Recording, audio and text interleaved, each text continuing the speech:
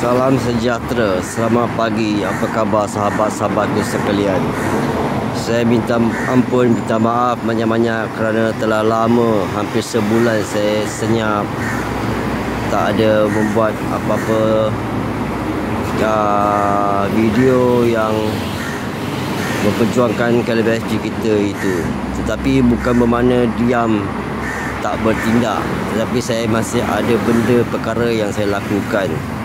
Semua yang saya buat adalah secara solo, perseorangan. Saya tidak minta mana-mana pencarum-pencarum. Sama-sama bekerjasama lah. Saya bertindak sendiri lebih baik.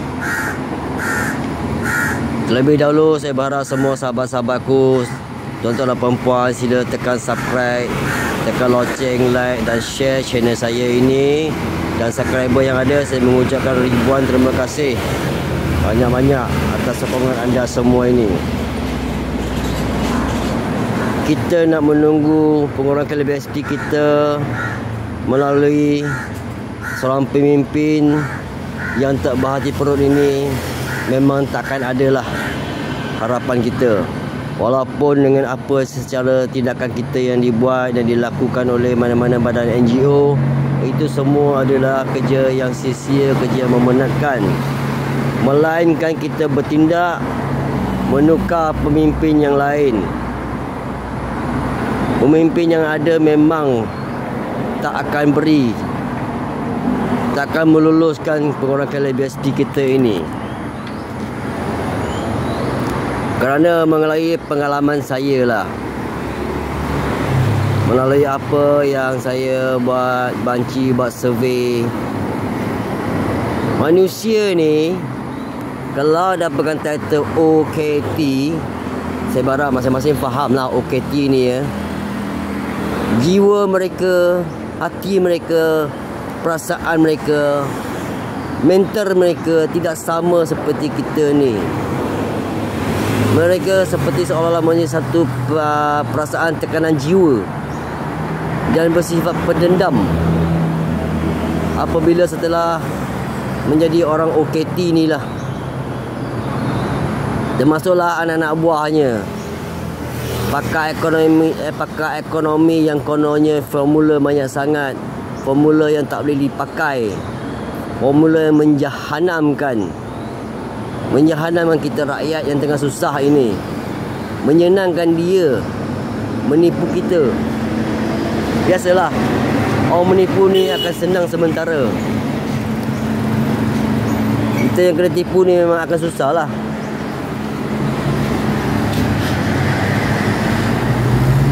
Tak mengapa, Tuhan tak menzalimi. Kalau mengikut akta perlembagaan, apa yang dikira-kira dihitung-hitung kerusi mereka, mereka dah tak layak menjadi kerajaan sekarang.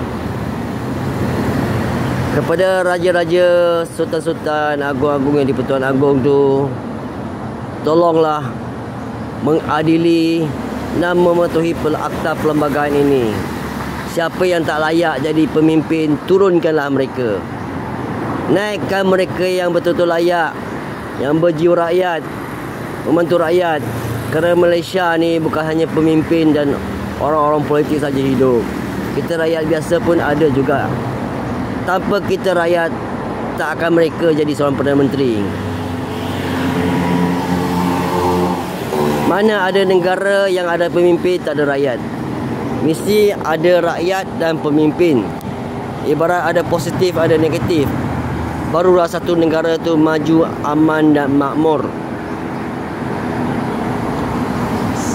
Kita rakyat di sini, apa yang saya nampak, apa yang saya tengok, kita semua tak ada masalah apa-apa perkauman. Cina, India, Melayu, Kadazan, apa semua bangsa sekalipun lah, orang asli pun lah, kita semua adalah mesra rakyat. Kita bersatu, tolong menolong. Tidak ada perasaan benci, marah atas apa. Kita semua okey saja. Cina boleh tolong Melayu, Melayu boleh tolong India, India boleh tolong Melayu. Sama-sama kita semua okey, tak ada masalah. Yang timbul kekecohan perkauman ini adalah daripada orang politik sendiri yang buat cerita bukan-bukan menimbulkan isu sensitiviti perkauman. Mereka yang membuat kita bergaduh, bukan kita sendiri. Mereka yang timbulkan isu cerita yang bukan-bukan membuat kita bergaduh. Inikah layak yang jadi seorang pemimpin?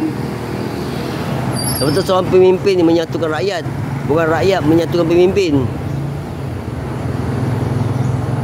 Kepada raja-raja yang di Pertuan Agong tu, yang berjiwa rakyat, yang berjiwa pengasih dan penyayang itu, tolonglah tegakkan keadilan ini demi rakyat. Siapa yang tak cukup kerusi itu turunkanlah. Siapa yang layak jadi pemimpin, bagilah mereka jadi pemimpin. Tak kira sesiapa pula. Yang penting pemimpin tu mesti berjiwa rakyat, berhati murni, berjiwa bersih. Bukan begini, seorang menteri ekonomi kononnya pakar, segala ilmu, segala formula ada. Tetapi formula apa yang kita boleh nampak yang ada perubahan yang boleh membantu rakyat? Saya rasa tak nampak. Menjahanamkan rakyat ada. Mula-mula jadi kerajaan, kata suruh kita jangan makan ayam. Lepas tu suruh kita ikat perut. Sekarang pula jangan makan di luar. Apa kebodoh seorang menteri menggunakan formula macam tu? Kalau kita makan luar, ibarat kita membantu ekonomi dalam negara kita. Otak ada ke tidak? Janganlah macam tu. Rakyat ada duit, barulah kita keluar membeli. Ada yang membeli, ada yang menjual. Barulah kita boleh menjana pendapatan negara kita dengan baik, pengaliran wang tunai dengan baik. Ini hari-hari PMX ni, jumpa sana jumpa sini, buat pelaburan membuat pelaburan, jumpa sana jumpa sini. Semuanya seperti cerita Mak Jenin. Tak nampak apa pun, semua wayang saja. Yang baru-baru dulu saya pernah dengar kononnya jumpa mana ketua pemimpin negara asing yang terang-terang Tun M sini cakap orang tu tak pandai cakap Inggeris pun, yang tahu anaknya tahu sikit-sikit Inggeris, tapi ambil gambar cakap video dalam handphone bercakap speaking bagai. Janganlah nipu rakyat. Kamu sekarang nak cakap Tun M macam-macam. Sedar tak wahai Anwar Ibrahim? Tun M lah yang melepaskan awak daripada dipenjarakan. Hargailah jasa orang tua tu. Nak kata Tun M jahat, kamu lebih jahat daripada Tun M. Kamu nak hukum Tun macam tu, jadi kita rakyat pun nak hukum awak lah. Janganlah bersikap zalim. Tapi saya tahu orang OKT ni jiwa dia lain sikit. Sepatutnya orang yang bertitle OKT ni tidak layak jadi pemimpin. Sepatutnya dia bersih daripada, bebas daripada undang-undang Malaysia ini, yang tidak ada sebarang kes.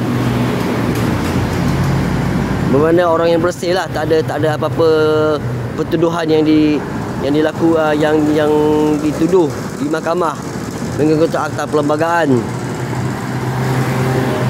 Lagi satu menteri bodoh, RM136.30 cukup kata. Memanglah kalau otak engkau, awak tunjuk gambar tu pun tak beli beras. Itu kalau hidup seorang lah. Kalau hidup seorang pun sebanyak tu barang tak cukup untuk sebulan. Itu awak tak cakap lagi nak beli sayur, beli ikan, beli ayam. Cakap barang kering je. Ingat rakyat bodoh ke? Sekarang saya minta sahabat-sahabatku semua, kita bergabung menentang dan berharap Raja-Raja Melayu yang di Pertuan Agong mematuhi peraturan perlembagaan, undang-undang perlembagaan, turunkan pemimpin dan gantikan pemimpin yang baru. Dan berharap kelulusan tuntutan KLBSP kita ini mesti nak dikeluarkan sebelum keadaan yang lebih teruk lagi. Kita semua sekarang diperhatikan oleh seluruh dunia. Tak malu ke? Barang mahal, kita gaji tak naik. Awak cakap nak naikkan gaji penjawat awam. Habis yang penjawat kerja swasta ni macam mana? Tak fikir. Itulah orang kata bodoh. Kerja tak berfikir. Bertindak melulu. Otak ini bukan otak kat lutut, otak kat tapak kaki saya rasanya. Mas Sabu pun saya pelik lah. Tiba-tiba dah ada keluar beras tempatan pula. Mana awak sorokkan? Oh, bila rakyat kecoh tak ada beras tempatan, awak keluarkan, kononnya awak baik. Daripada awak yang sorokkan dah. Tiba-tiba dah ada keluar. Tapi itu pun tak mencukupi.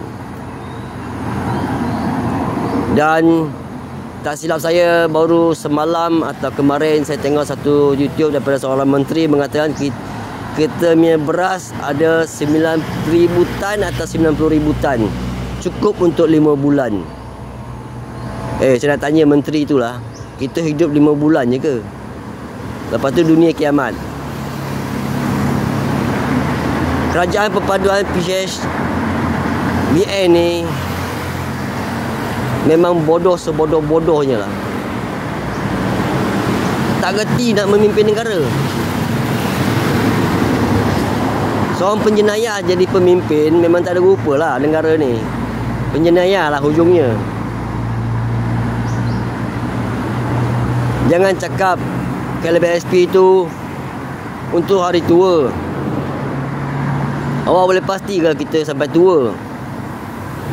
Lagi satu, kalau kita hari tua, kita bela anak, hari tua kita pun bela sendiri, anak tak boleh bantu, buat apa kita bela anak? Buang jauh-jauh anak tu lah, tak payah bela lagi.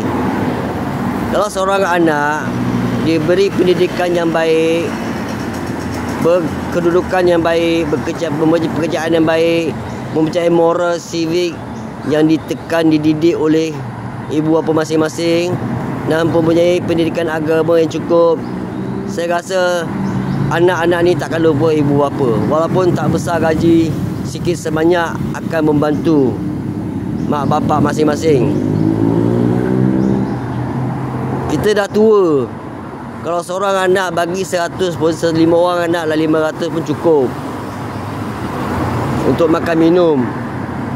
Kalau BSP ni sekarang kita keluarkan pun untuk bela anak-anak makan minum juga. Bukan untuk kita suami isteri yang makan. Sekarang pun tak lepas nak cakap untuk hari tua. Apa kebodoh ni kerajaan. Jangan cakap banyak. Keluarkan duit KLBSP kita ini. Sama ada awak kekal atau kekal, awak tunjuk sikap baik awak itu sebagai Perdana Menteri. Anwar Ibrahim, ingat baik-baik. Kami rakyat ada kuasa. Ya, pertukaran tu melalui prosedur orang yang berkuasa, juga peraturan perlembagaan. Tetapi kalau pertukaran kerajaan pemimpin nak pakai sistem perlembagaan, kalau begitu sistem perlembagaan mereka dah tak layak jadi seorang pemimpin. So tukarlah. Apa lagi?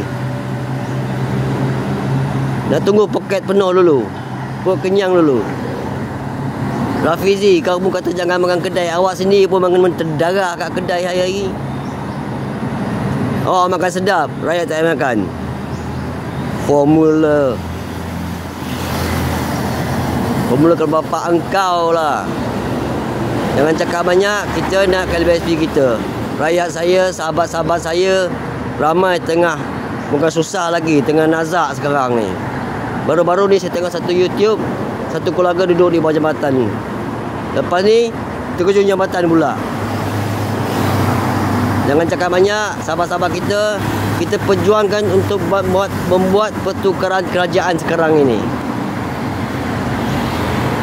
Supaya pemimpin yang baru boleh membantu kita meluluskan KLBSP kita secepat mungkin yang boleh sebelum hujung tahun ini.